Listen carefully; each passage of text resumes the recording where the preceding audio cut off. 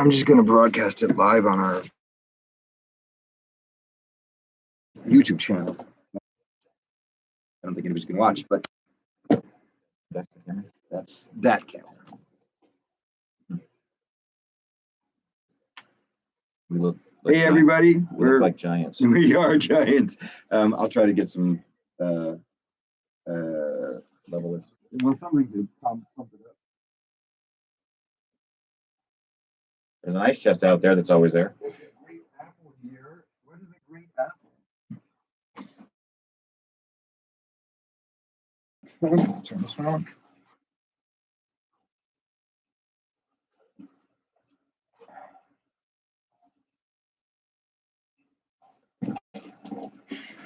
Start. Yeah, no question. Something that we can use. No, I don't see anything out there we can use, but I will. Well, what are we, 5 minutes?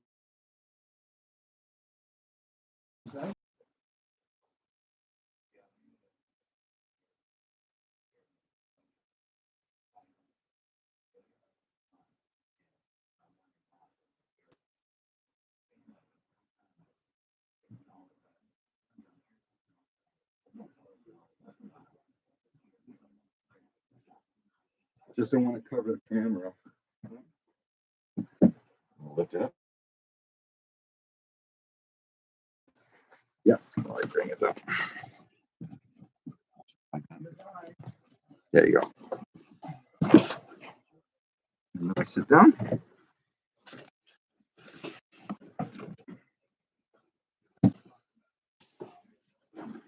I think especially with the camera's on us instead of doing it like that. Yeah. You just check that camera.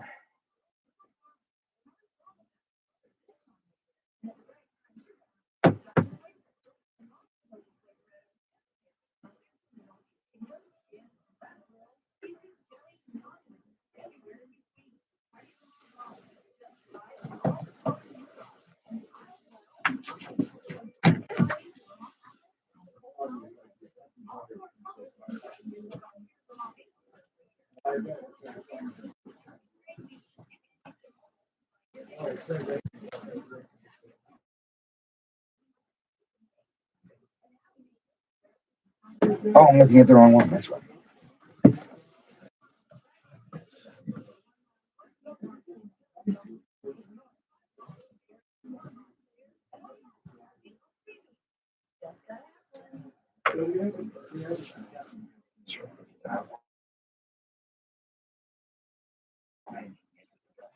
So we're almost on the air. It's 4 minutes to airtime, and we'll take that one.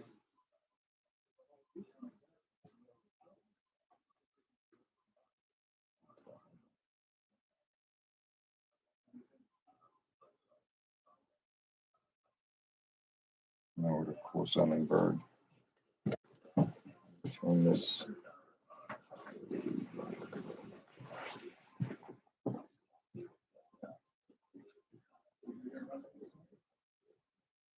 Come on, dudes.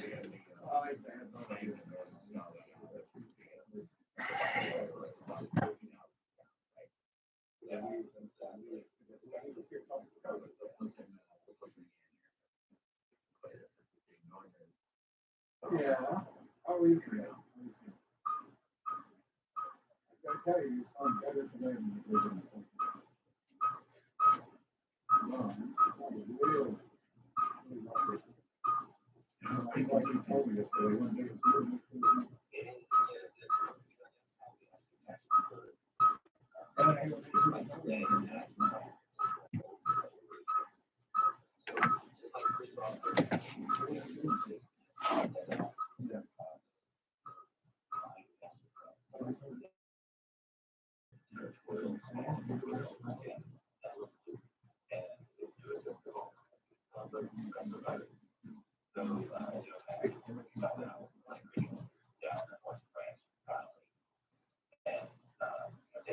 That'll do.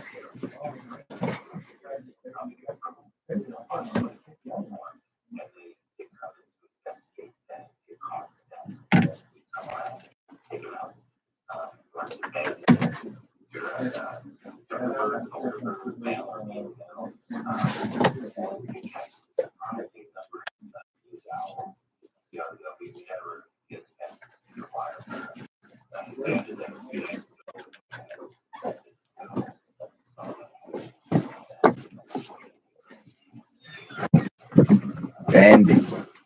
What's that? Talking about banding owls. Need to get the band back together. 4 whole chickens and a Coke. Chickens and a Coke of what? 4 whole chickens and a Coke. Jake. Yeah, right. And dry white toast. Dry white toast. Hellwood.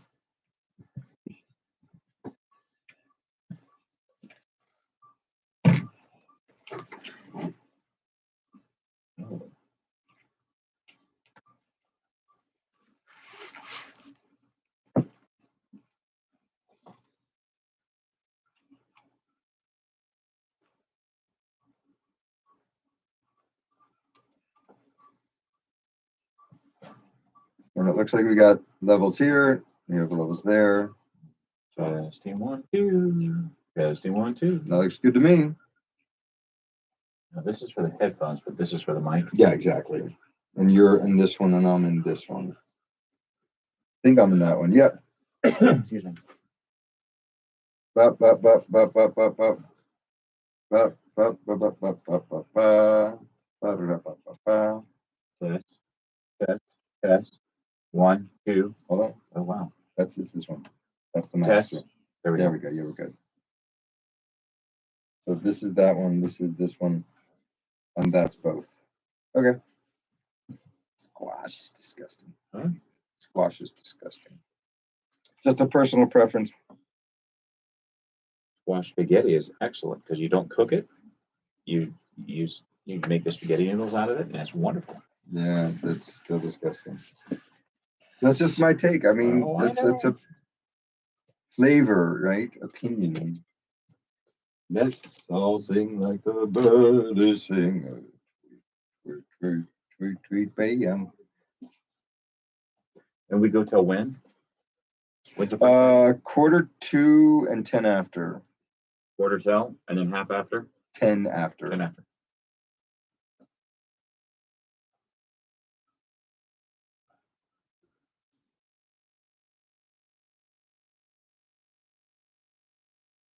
The 9th of October.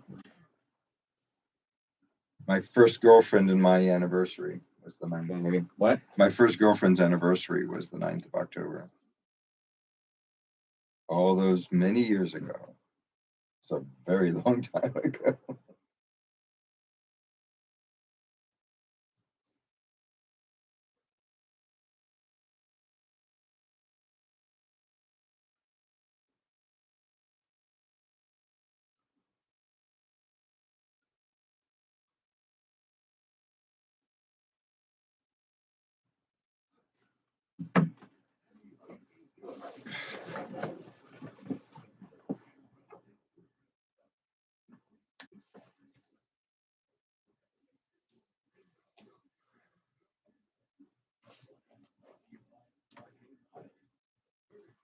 You have to figure out how to get the audio onto here.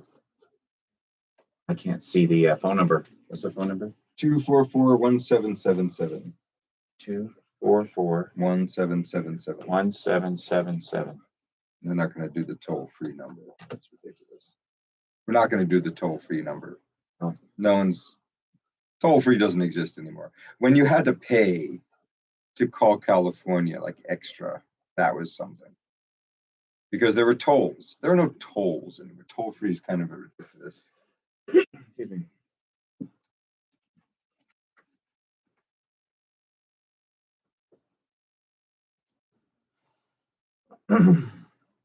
Why is this not on?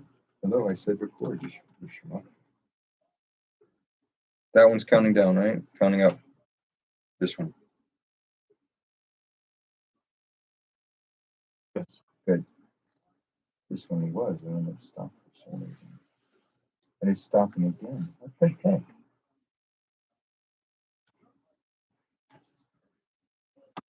What are you doing?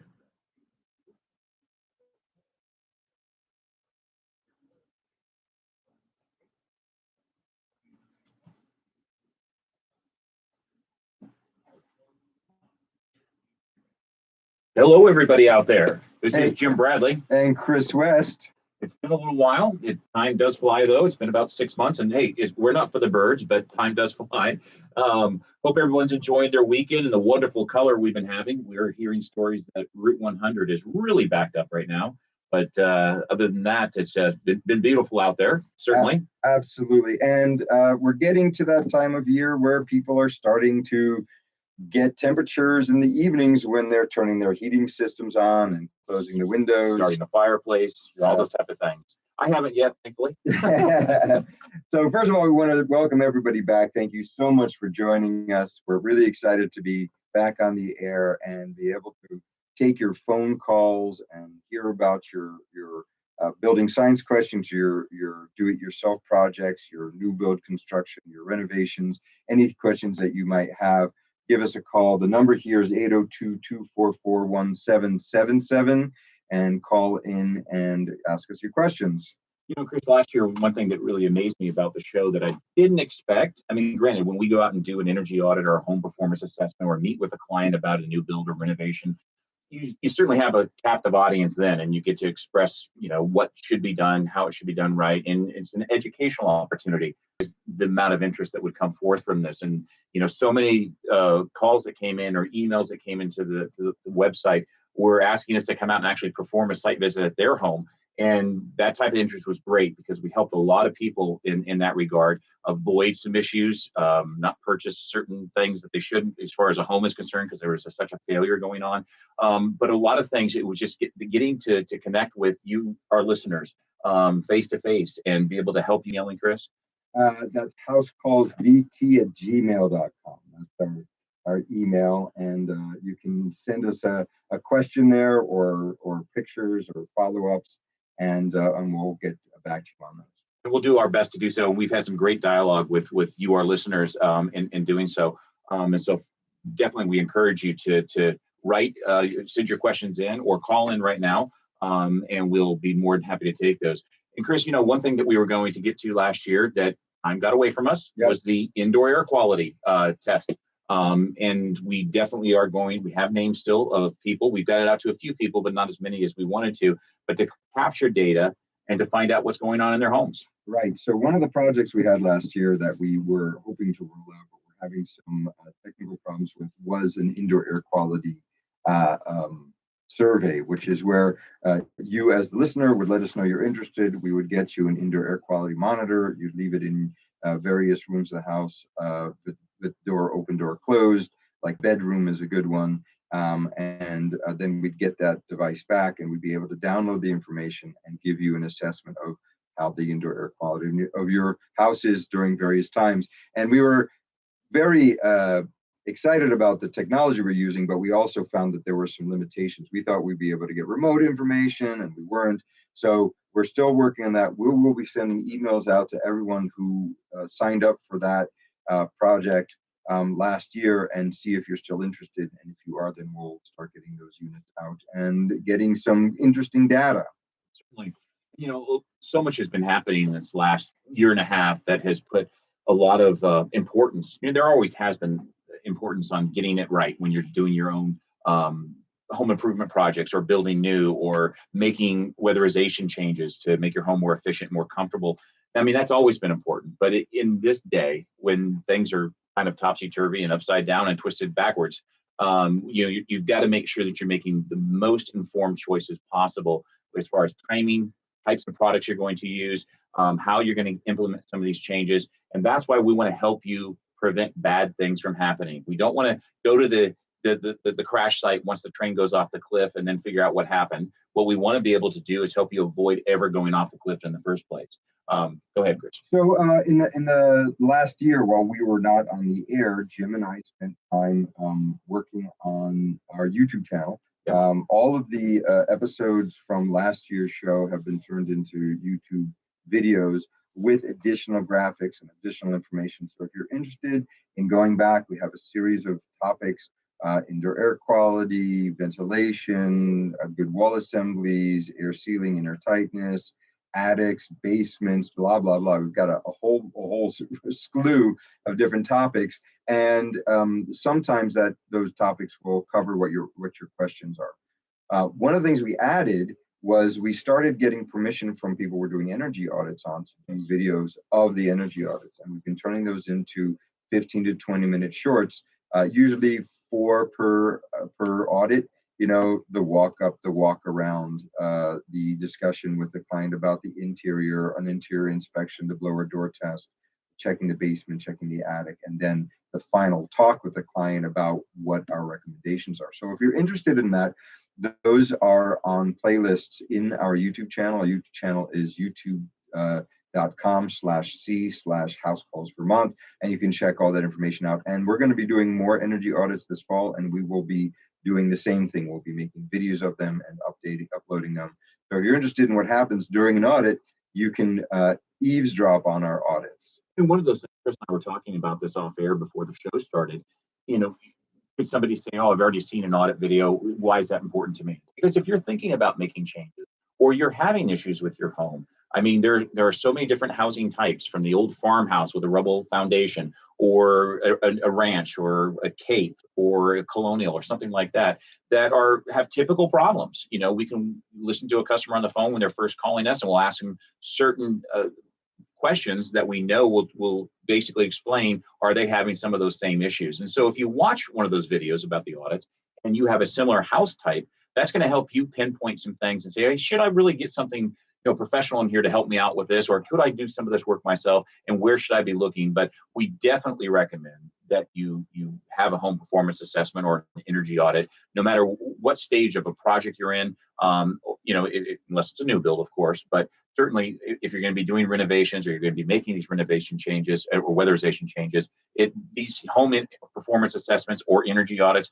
are hugely important. And to be able to find somebody who can do that work for you and perform that assessment, if you go to Efficiency Vermont's website and go to Find a Contractor, it'll help pinpoint the contractors in your area that you can call and choose from and have a dialogue with, so that you can get them out there taking a look at your house before you make some of these significant changes.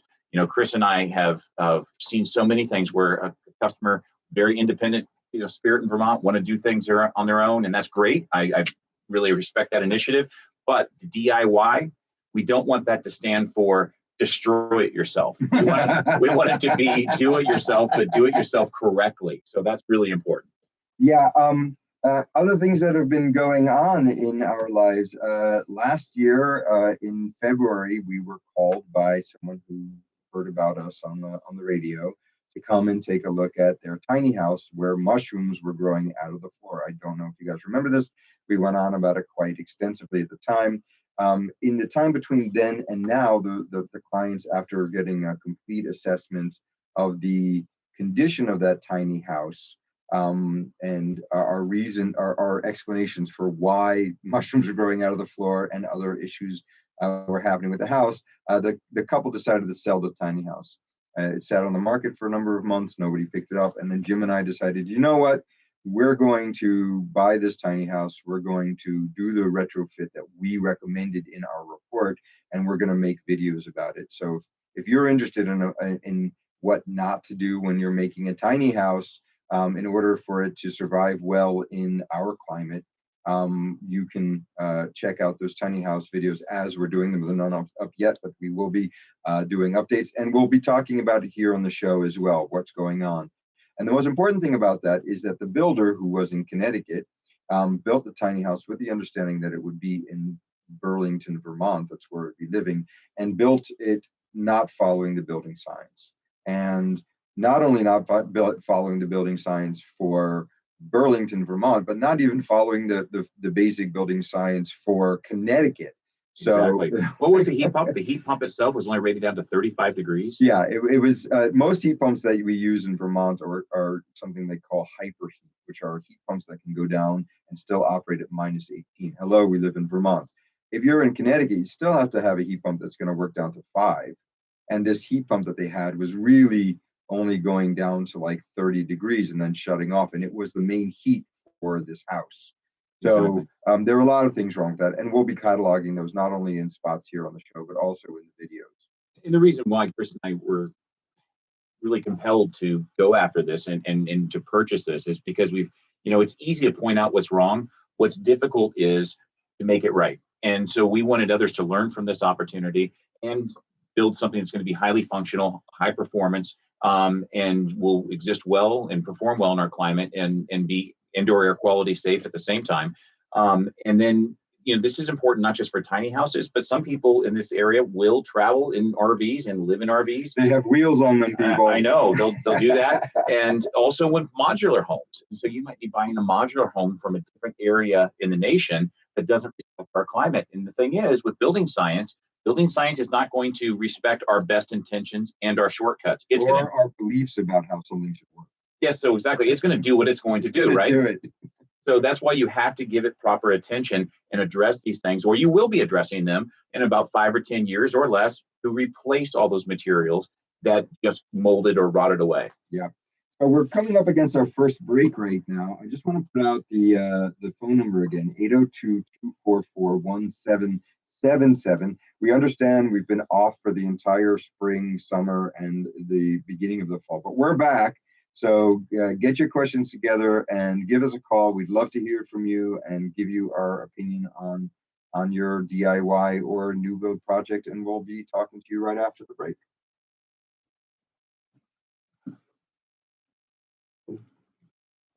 I don't know. That's the kid was recording these short. There's a setting that you can record these 9-second things. It was doing that. It was like 9 seconds of turning up, 9 seconds of turning up. The only thing I don't have here for them is the audio that we're getting from a caller. They can hear us in the room, and that's good. But once we get a caller, I've got to figure that out.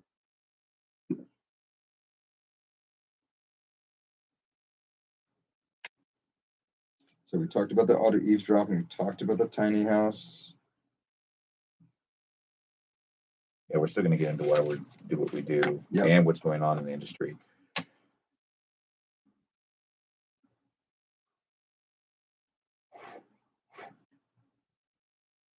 Keller Williams. Why do we do what we do so well?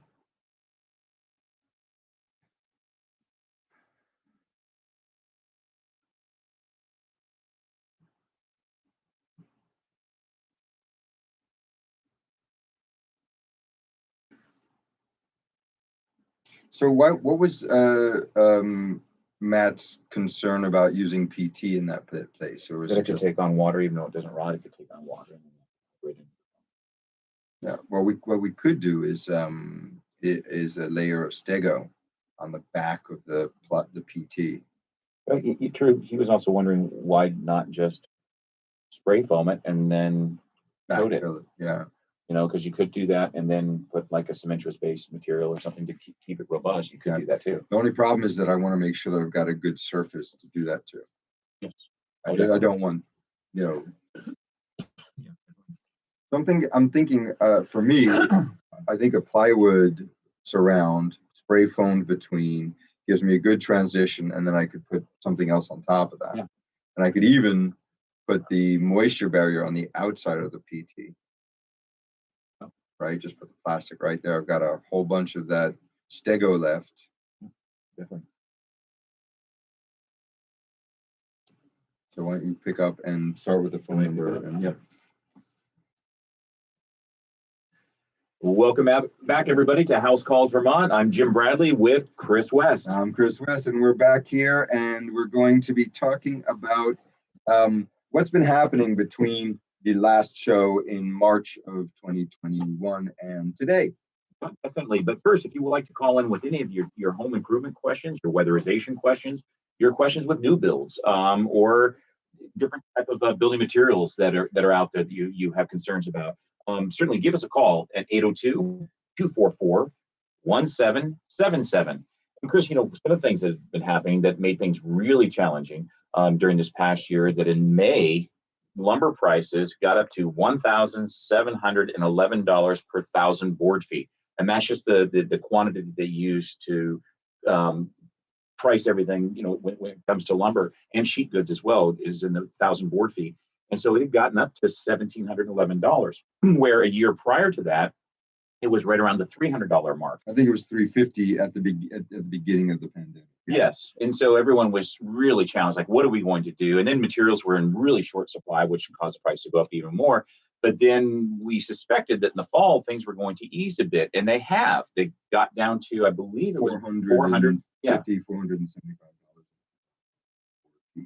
Yep. But then checking things this morning, their prices are back on the rise and they're going up to $708 a board feet. And that's not usually expected because we are going into the fall of the year where a lot of building projects begin in our region, certainly begin to wane. And so there's less demand on the supply chain. And so that's a time for mills and such to catch up and increase their inventories.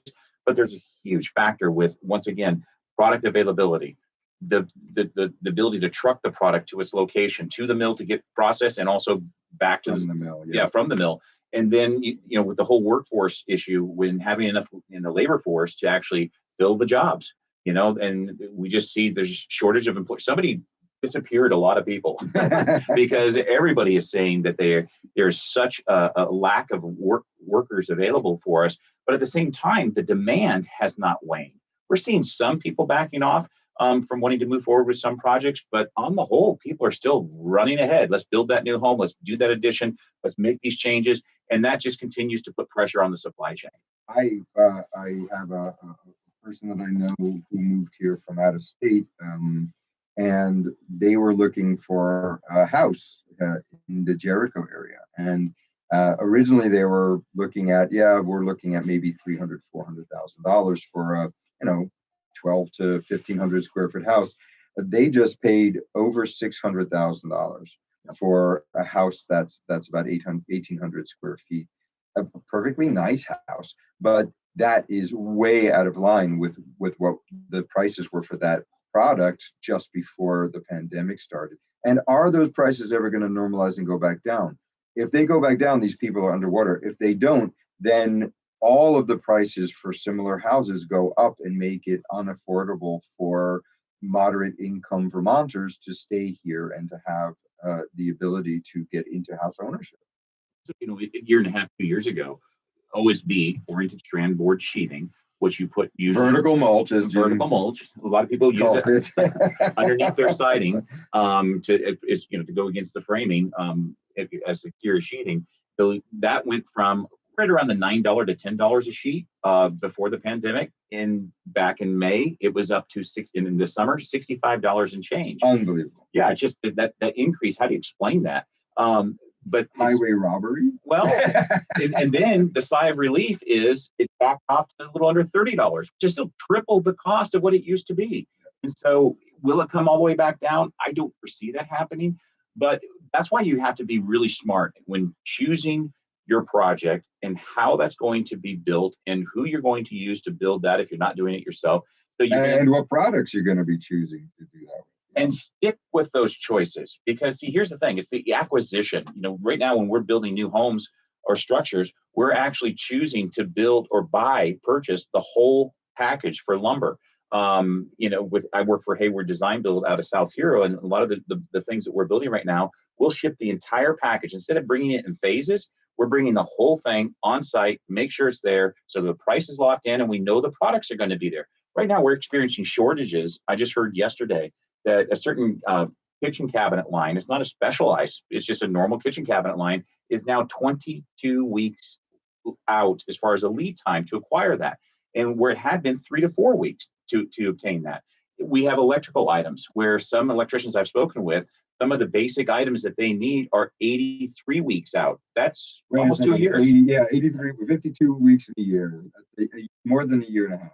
And then we have one customer that back in November thought we were being prudent, went ahead and ordered an induction range for their new build. And they had that was so back in November, it kept being delayed throughout the course of this year. It was supposed to come in this last week on October 5th, but we got the update. It's now forecasted to February 1st of 2022. Well over a year just to get a simple range that's not specialized. And so these stresses are out there. So basically, when you're doing your project, make sure you're going to be smart about this. You're going to be nimble, and you're going to make sure you're defining what you want. You know what your choices are. You acquire those materials, because trying to do effective project management in these days is really tough because all those known variables that you can rely upon and sequencing that's so important, you've got to kind of throw that out the door and just say, okay, which way is the wind blowing and how are we going to adapt? I, I had a very odd situation with that house I'm renovating over on Old Stage Road in Essex. It's an old farmhouse. I've talked about it before on the show. It's a brick farmhouse from the 1830s with a summer kitchen, a wood frame summer kitchen attached to it. And I bought some 2x4s before the pandemic hit, and I haven't finished using them, fortunately. But I was thinking, if I bought all that stuff before the pandemic and people are paying 4 times and I can wait to run this project, why don't I just turn around and sell these, single pieces of 2x4 for 3 times what I bought it for? But I decided I'd rather have them on site. Oh, certainly. And some of the things we're hearing, and we're not trying to be doom and gloom about this, we just want you to be aware so you can go ahead and get ahead of the game if possible. Is that in 2022, the elements are in place already that there's going to be probably make the past difficulties we have pale in comparison to what's coming as far as some of the delays. That's not doom and gloom. No, well, I'm not trying to be. That's what I'm just saying. If you're listening to us, you're going to get a little bit ahead of everybody else to say, let's be smart about this. Because a lot of times in construction projects, people will make changes at the last minute as the project's moving forward. And that was easy. Hey, let's return that because we want a stainless steel colored appliance instead of a black or a white. Now you do that, you're not guaranteed you're going to be getting a replacement in that color that you wanted. So make sure those selections are made effectively and you stay with them in the beginning. And we know we've seen a lot of clients make changes of color schemes.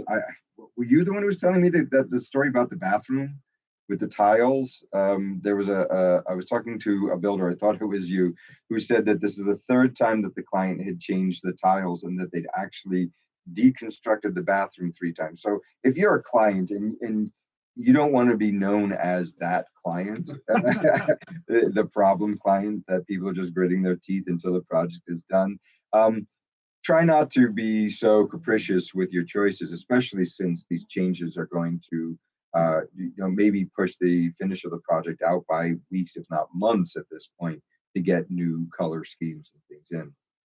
One thing that Chris and I were talking about as well is, for new listeners that are out there, is to give them a better understanding of why we do what we do.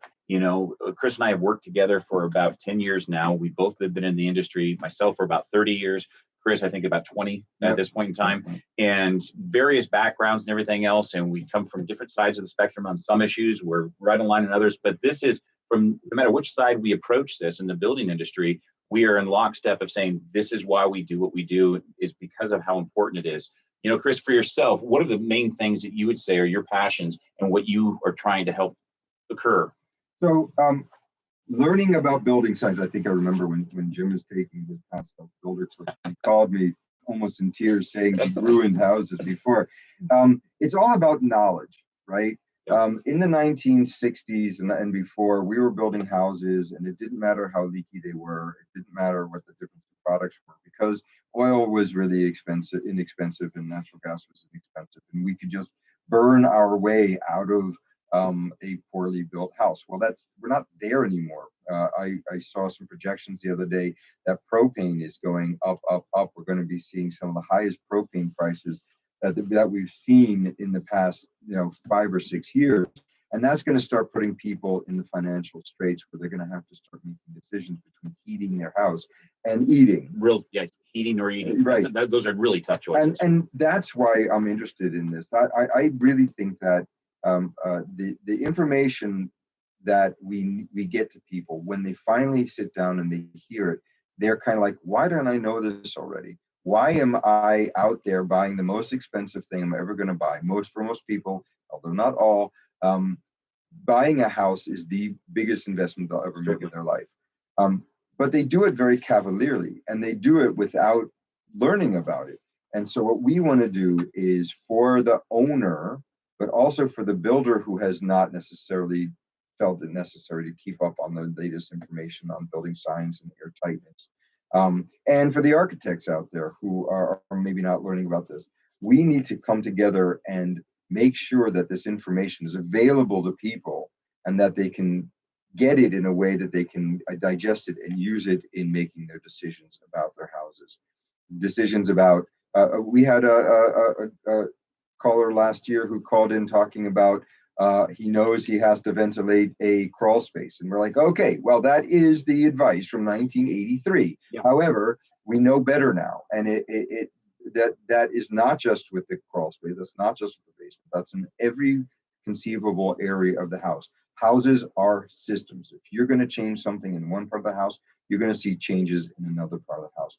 And part of what we want to do is to be able to step in and make sure that the client has a bit of information so they can make informed decisions in the face of a contractor who may not know those things or give you the right advice. In fact, I was talking to a client last week, and it was about a new build over in Burlington. And when we were discussing it with him, he already had a builder lined up that kind of went a different direction. Now, the builder does quality work with respect to how it looks and how things are put together. You know, he knows which end of the hammer to use really effectively. But on the other side, the high performance side and the near passive house standard, he said this, I'll give it a try.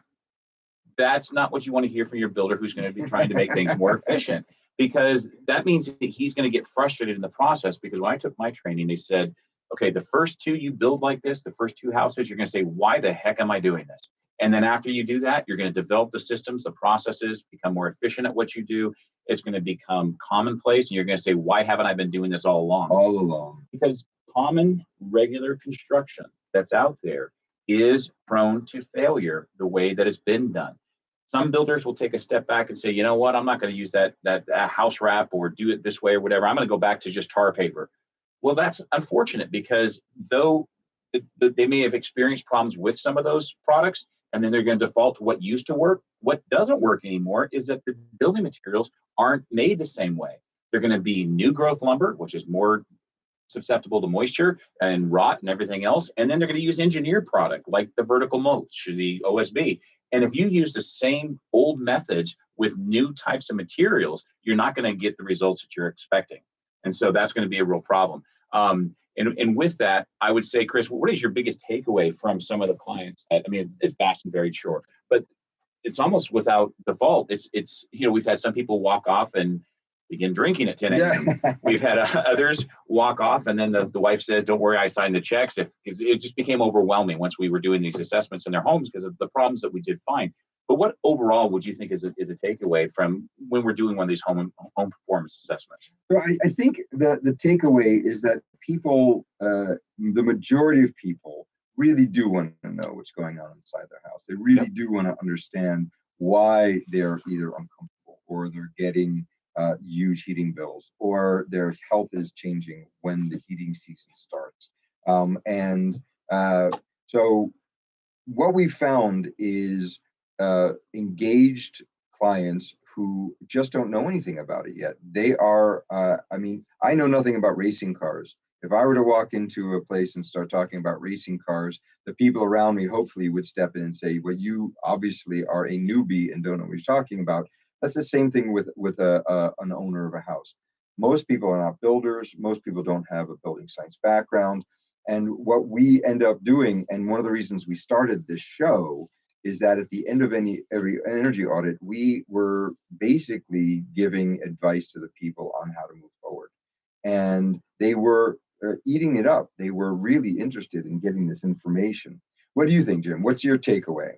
Well, I think that it never fails to resonate appropriately, and sometimes you'll get some pushback from some homeowners. One called us last year and said, okay, what's my problem? And we told him what the problem was, how to fix it. And he says, yeah, I'm just going to continue to do it the way I did it before and repeat the issue. So you'll get some of that, or you'll get builders who say, I've done this for 20 to 30 years, and this is the same way I'm going to do it going forward. Or it's too expensive to change. Yes, and then they're going to continue to create the same problems. And so for me, be able to educate the homeowners, because see, a lot of the work that's being done with the nuts and the bolts behind the scenes, they're never really going to appreciate until there's a failure. Granted, they'll be comfortable in their home, the indoor air quality is going to be better, but to really put their finger on it, it's usually when something catastrophic happens and they have to replace something, and then we go in there and say, this is how you could have prevented it. Then they're keenly aware. So making sure they're educated, and then when they go to their friend's house, that they become educated, and they understand the process, so they know the right questions to answer, or to ask, I should say, not answer, so they get the correct answers from somebody who's going to be doing the work. Because you can go to a local supply store, which we have great ones here, and then a lot of great people that work in there and have a lot of knowledge. But sometimes you'll get the person just off the street that the job, they don't know much, and they say, "We'll try this because other people buy it."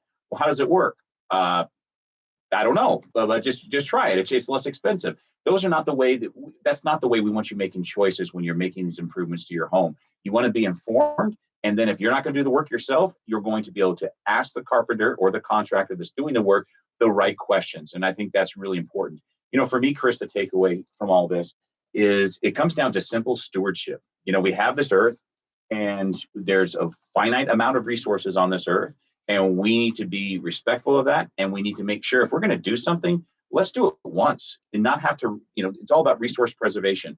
If you're going to spend money inside your house and then, or build your house, and in 10 years that siding's rotted away, but then you're going to go back and put the same siding right back on there, all that labor and effort to create the siding and then get it to site, tear the old off, put the new on, and then thinking that you're going to get different results in another 10 years, you could get the same results and maybe even faster. And so what we want to be able to do is make sure that our resources are being used effectively. Your pocketbook is not going to be stretched in negative ways. That when you make this investment, it's going to yield you positive results, not negative financial situations. And that's what's, for me, is so important. And almost without exception, sharing this information with builders alike and also clients, they've absorbed the information. And they say, okay, that's why we've had this mistake, or that's why we've had this recurring problem, and now we know how to fix it and do it appropriately. And speaking of local lumber yards, for the first time this season, Jim and I will be doing remote broadcasts. And the first of our remote broadcast is scheduled for October 30th. That's Saturday, October 30th, from 12:30 to 1:30 p.m. at Sticks and Stuff in St. Albans. Wonderful. So put it on your calendar. If you live in the area and want to come meet us in person, come bring your building science question. We'll be happy to take photos with the kiddies, if that's the famous Chris West and Jim Bradley from House Calls Vermont, showing up October 30th from 12:30 to 1:30 at Sticks and Stuff in St. Albans. Were we wearing costumes to that one? I can't remember. I'm still working on my costume. I was thinking of Louis the 18th with the wig and the high heels. Okay. You'll be able to figure out where Chris is coming from. And which one of us is Chris, that's for sure. So we're coming up we're not quite there, but we're coming up to the break for the second break. Right now, 802-244-1777 to give us a call and ask us about your building science question. Are you cold in your house at night now? Are you noticing condensation? I was playing tennis the other day with a colleague of mine, a tennis fellow of mine. He said, I just got a quote for getting a ventilation system put into my house because we're worried about the indoor air quality. And I said, well, what's going on? He said, well, we have condensation on the windows. And I was like, so what are they suggesting they do? And he said they're suggesting that we add a fresh air supply right into the forced hot air system. And that's a red flag for me. I mean, you can, just from a ventilation and heating point of view, you can put fresh air into your forced hot air system. However, if the system's not been well designed to work together, you can be putting a lot of money into a system not going to get what you want. Also, if you have condensation on your windows, it may not be ventilation. Your indoor air quality might be fine. It may just be that the builder didn't choose a good enough R value window when they put it in, and you're getting condensation. So that type of conversation that I have on just walking down the street with people I run into gets me to the point that we need to keep on teaching people about building science. We need to keep on informing people that there are places to get a second opinion about a company giving you recommendation. $3,000 system may not be exactly what they need. And I'm going to be taking a look at this for him. And that's what I'm doing. I'm doing it to try to stop people from making mistakes and putting money where it won't help, and not money where it should help. Certainly. Well, with that, if you're going to be making these changes, and though Efficiency Vermont is, we're partners with Efficiency Vermont. We do home performance assessments, and on my new builds that I do, we usually do a high performance build, and so they're part of the program. And we will be having our famous Steve Spats back on the air starting soon. In the Efficiency Vermont corner. That's right. don't put Steve in a corner. Or that was Baby. Don't put Baby in a corner. But, so with that, that's a great resource to go on their EEN list of contractors, and that's the Efficiency Excellence Network list of contractors. Be able to find somebody who can come look at your house, who's been trained in the very things we're speaking about. Vetted by Efficiency Vermont. Exactly. Yeah. They're insured. Oh my gosh, they don't have criminal records. Several things like that are positive. We're not promising they don't have criminal records. We're just.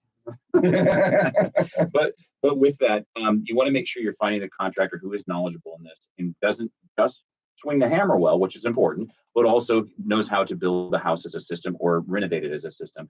So you do that, but it also allows you, if you have a home performance assessment performed, the pre and the post, so to make sure how leaky was it in the beginning, and what were the changes that were prescribed, and then what the improvements were and how much better the house was afterwards. You're able to tap into funding, rebate monies of anywhere between a maximum of $1,000 to $3,000, depending on your income levels, and up to 50% of the project cost. So that's money that's there, that's available to help you, in the process of getting the work performed. And almost every project we've ever worked on, if you were to look at $1,000 as 50%, I'm sure that would fall under that threshold. Oh, certainly. Yeah. Certainly. So we're going to go to a break now. Just want to throw that number out again: 1-802-244-1777, and we'll talk to you after the break.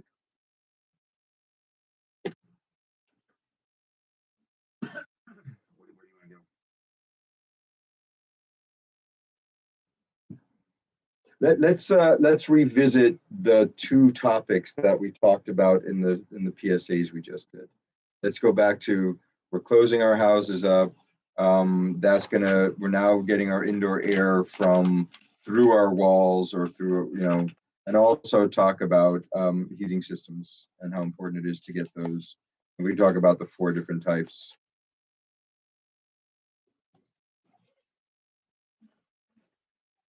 Oh gosh, what a difference. People are probably out enjoying this weather in the fall. All good. So windows, yeah. Closing windows, indoor air quality journal.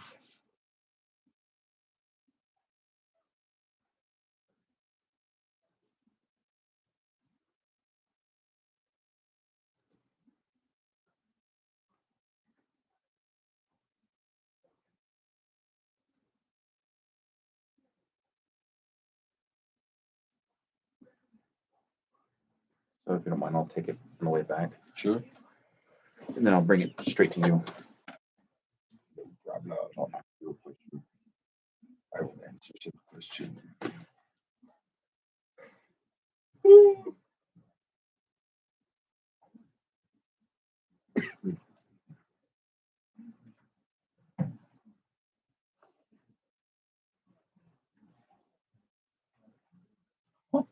That cannot be an inexpensive service.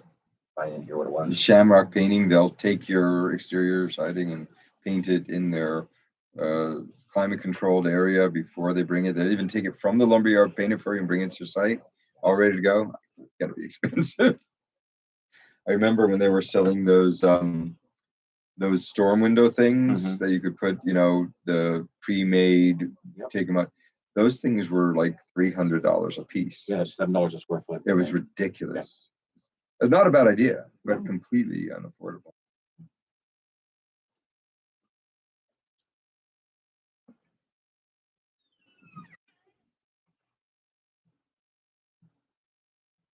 Welcome back to House Calls Vermont. I'm Jim Bradley here with Chris West, my colleague. How's it going, guys? Hey, and so you could be the first caller of the season. 1-802-244-1777. We'd be happy to hear your question. Definitely.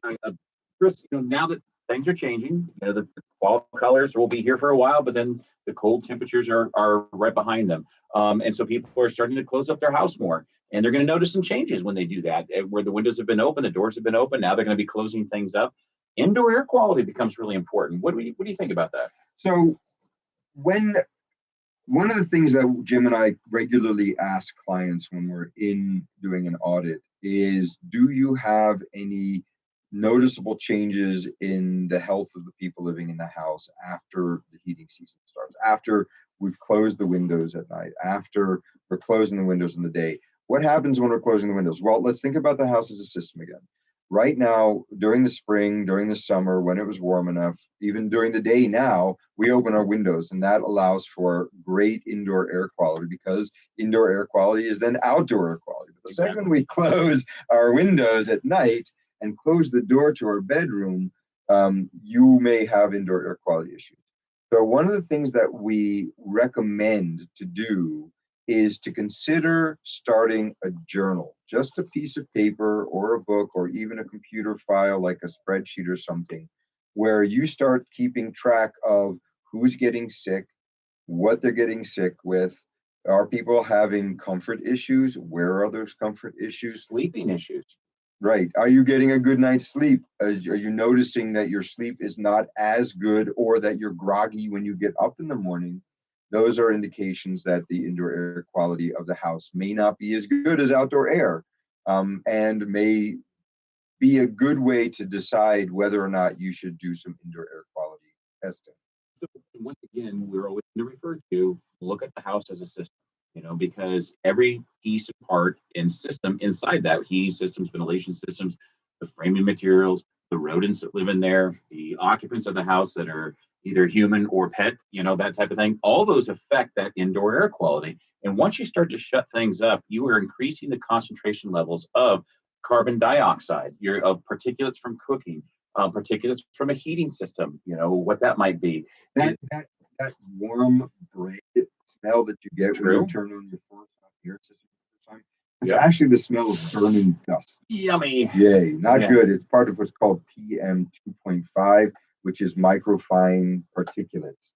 So yeah, the question is, when the windows are open, that air is coming from outside. When the windows are closed, that air may be coming from outside if you don't have a balanced ventilation system, but it's coming through all kinds of things to get there.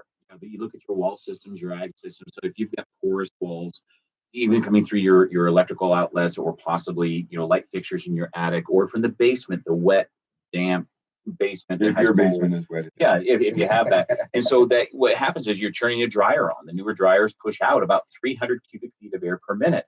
When that air gets pushed out, it's the natural physics principle of it's going to re-equalize that pressure inside by bringing air in through the easiest path. And that's usually going to be through an area you don't want it to coming through. So it could be coming across the mouse droppings, the rat droppings, or whatever. It could be coming across a wall cavity that has mold in it, or a basement, the same thing. Or from your garage full of volatile organic compounds.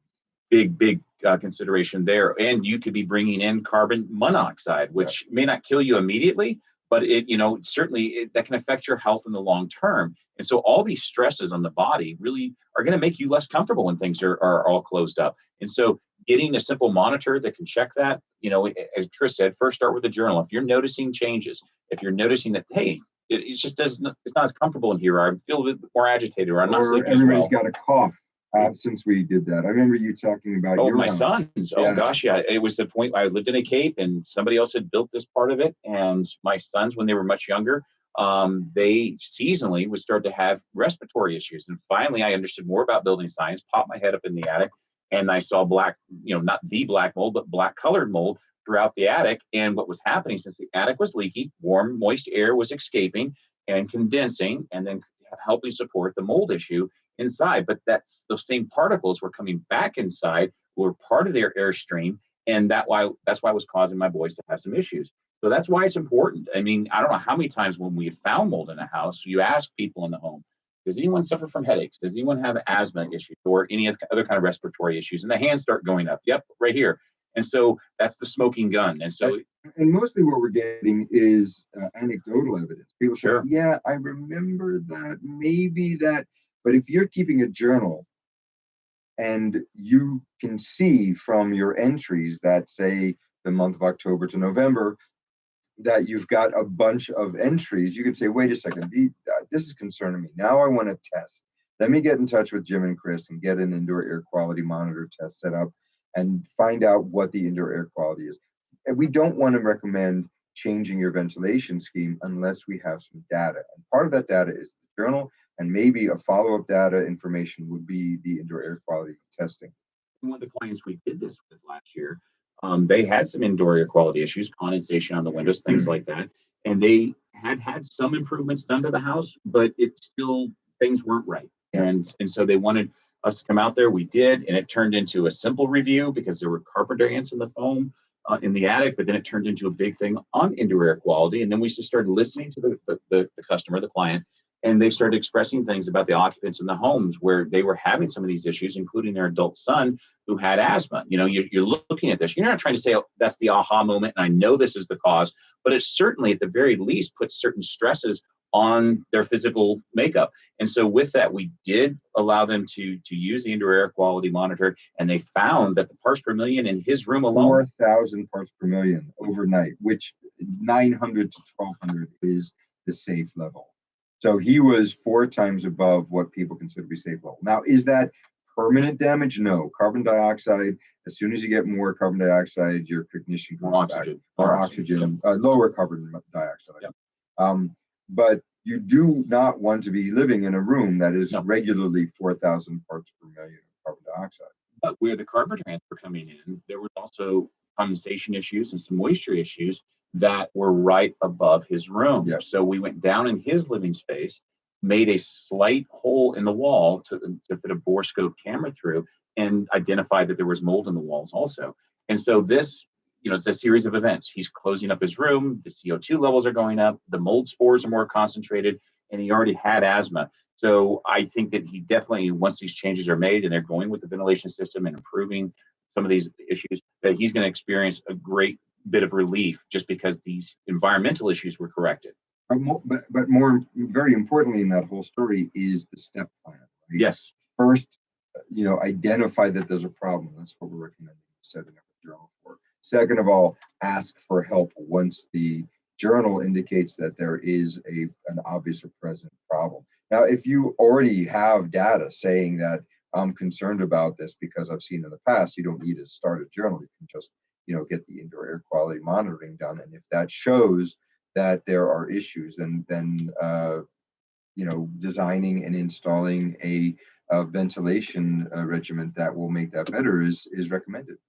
And with that, don't be misled by thinking that, let's say you have a hot air furnace and air is moving. Well, that's ventilation. That's not what we're talking about. You got to know that a forced hot air system does not bring any air from the outside. This is recirculation of air inside the house. Usually through ductwork, that is. Dusty. Now that brings us to our last topic of the day. So keep that journal, and if you have questions, please send us an email at housecallsvt@gmail.com. If you have a question, 802-244-1777.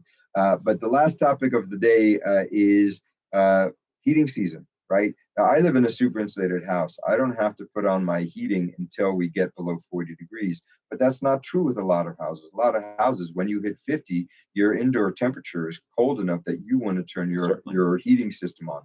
Okay, well, the first time you turn a heating system on, it should actually be considered something to maintain. Yes. We want to get through the whole winter without having problems. And starting with that forced hot air system, you're going to have filters that need to be replaced. And those filters are downstairs on the actual units, usually on the return side. And it's a large, usually 2 feet by 3 foot filter. And they have these filters at your local hardware stores. You just need to take out the old filter, get the number so you get the right size. I'm sure we replaced it 4 or 5 years ago. I'm sure you did. And make sure you put it in the right direction, the flow direction, and you don't want to be collecting the dust and then blowing it into the supply. So that's the first thing. And if you don't know how to do that, call your local HVAC contractor to come out and give you a hand with that. On the similar note is that any fuel burning hot or furnace or boil needs to be serviced, and the service regularity, if it's oil, it's every year. We want you to have a tech come in and do a cleaning every year. Oil is dirtier than natural gas. It just burns dirtier. And when they're doing that test, make sure they're using a combustion analyzer. There was one house that we checked that was 10 years old. And when we got there, there had been 15 different visits over that 10-year period by HVAC individuals. Apparently, though, they never used a combustion analyzer, because when we got out there and used ours, it showed 10,000 parts per million plus of carbon monoxide being pushed out. You should not have that. It should be well under 50 in most situations. And so that was a danger, because if there was ever a cracked pipe inside, then that would have been catastrophic to the occupants. Or a situation where the chimney didn't draft right and you got backdrafting, that could be catastrophic. And in this one, you think, okay, well, the system just went bad. The other people, I'm sure, checked it fine. Well, here's the departure from that thinking, is the fact that when we contacted the manufacturer, we found out that the wrong burners were put in from the date of manufacturer, which was causing the higher CO carbon monoxide output. So this was a problem day one that was never picked up until the home performance assessment was done. And those things can be as simple as the fact that the HVAC contractor that installed one that had a natural gas nozzle instead of the propane nozzle. That it needed. And that difference, although it's not a very big difference, can cause a huge difference in that. So if you are burning natural gas, every 2 years get your system, propane, every 2 years get your system cleaned and checked. If you have a wood stove, oh gosh, get your chimney cleaned. I don't care if you're burning only hardwood, get it cleaned. Once a year. So that's forced hot air, boiler, regular wood stove. But we have what people know as cold climate heat pumps or mini split systems. Some people, they're now ducted. Some have like a cassette or a register that sit on the floor. But predominantly, you're going to see what are called wall warts, wall-mounted systems that they have a unit inside, and then they have the condenser outside. And that is a really efficient source of heating and cooling, both. But at the same time, they get ignored. And so those. Oh gosh, we were in Mooresville doing that house, and we said to the client, so how often do you clean the filters? And they said, filter. So, you want to get that unit serviced at least once a year, the actual unit, the outdoor unit. But for the filters, probably once a month, especially when you get if you're closing up your house and you've got a lot more dust in there at that time, and you're not getting outdoor air coming in, you're going to have a higher concentration of dust, and you're going to want to clean those more often. So yeah, really, every month usually is a good suggestion. Yeah. So the fan coil and transferring the heat or the cooling, depending on whether you're heating or cooling, into that air. All of these fan coils have these long fins, which allow for more surface area for better transfer of heat from the unit to the air. Those start getting clogged up with dust. Even if you have the filters in place and you're cleaning them regularly, over 2 or 3 years, those get full of dust. So the outside unit should get cleaned every 3 years, and the indoor unit should get cleaned out every 3 years. But every month, you should be pulling those filters, washing them in the sink, drying them out, and putting them back in, just to reduce the amount of time between needing to get those deep cleans. And with that, just think of it this way, all of us have been in a situation where masks have become very prevalent.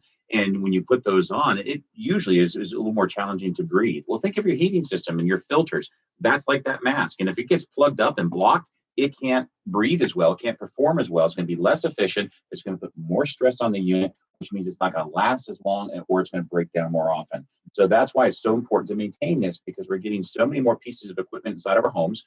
But some of these days, people like the traditional oil furnace, they'll think about, yes, changing that filter most times. But some of these other, like the heat pumps or a mechanical ventilation system, not a bath fan, but one that's a balanced ventilation system, those have filters that need to be maintained as well. But there was one, I found the unit, it had not been serviced in 8 years. And the amount of debris that was inside there was no way it could operate effectively. And yet you clean that out and you get that performance and you get it to do what it's designed to do. That's a very good point on those ventilation systems. We put these in these homes and you should be leaving one of these homes with a how to use this house manual. Exactly. And part of that manual should say, change your filters as recommended by the manufacturer on these balanced ventilation, usually within the 2 to 6 months range. And every 5 years, have all of the ducting cleaned by a professional duct cleaning system, service. Because even if you have a filter in place, you're still going to be getting buildup, especially in and around the kitchen exhaust, where you're going to have greasy air going in there. And we just need to make sure that we're not creating a health problem when we're trying to solve a health problem. Right? Exactly. So maintain these systems. That's really important. We're just getting to the very end of the show. One thing that's going to be neat about this going forward in this season is that definitely we're going to have different opportunities. We're going to take all your calls, your emails, and everything else, and answer those as effectively as possible. But by doing these remote type of shows of St. Albans, once again, Sticks and Stuff on October 30th from 12:30 to 1:30, we're going to be doing that. And there's other dynamics that are going to be coming into play here with some of the like Steve Spatz with Efficiency Vermont, but other guests that will come in. So we definitely encourage you to be a part of the show. Keep listening, send your questions in, give us a call with those questions as well, and make this a really informative yet interactive experience during this next season. And so just for the very tail end of the show, our YouTube channel is youtube.com/c/housecallsvermont. We have the eavesdropping, the auto eavesdropping. I've got updates on the work I've been doing on the renovation of that old farmhouse in Essex. We've got great interviews with industry leaders on various topics. There's an interview actually with John Rockwell from Zender, which I'm still editing. We'll have up there very soon.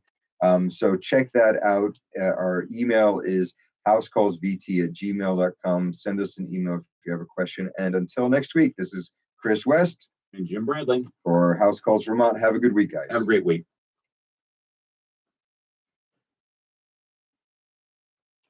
Perfect.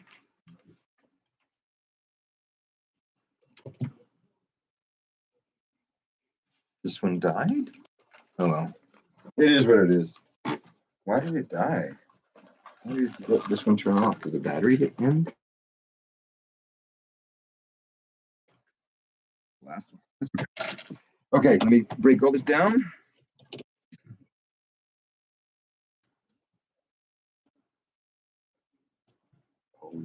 Construction.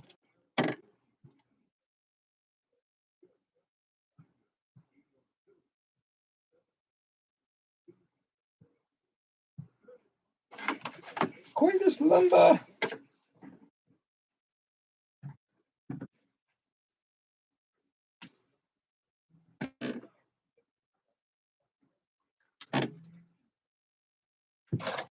No ovens.